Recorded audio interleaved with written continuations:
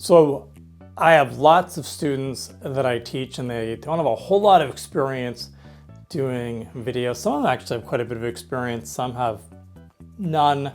But we're all gonna make videos in my class this semester and we're gonna post them online. And sometimes people really don't wanna post their stuff online because they think it's not good enough. I'm making bad videos. I don't feel strong on camera. And you know what? Truth is, your first videos are not going to be that great.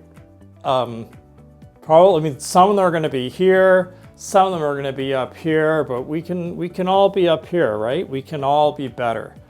And unfortunately, before we get up here, we've got to make some down here, and then they get better and better and better. So what I tell people to do all the time is commit to 100 videos.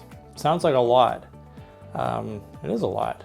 I promise you, once you get through the first 30, you're gonna be pretty solid, especially if you're seeing people and getting lots of feedback. You're gonna have some nice videos, but we can't make good videos until we make some bad videos. And I promise it will get better.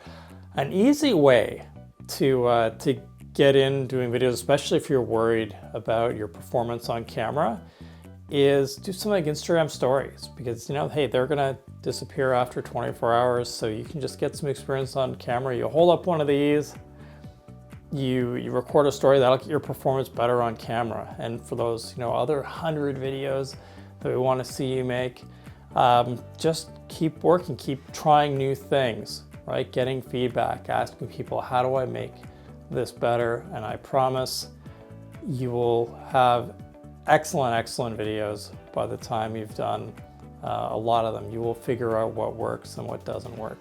So let's go out there, let's make some bad video.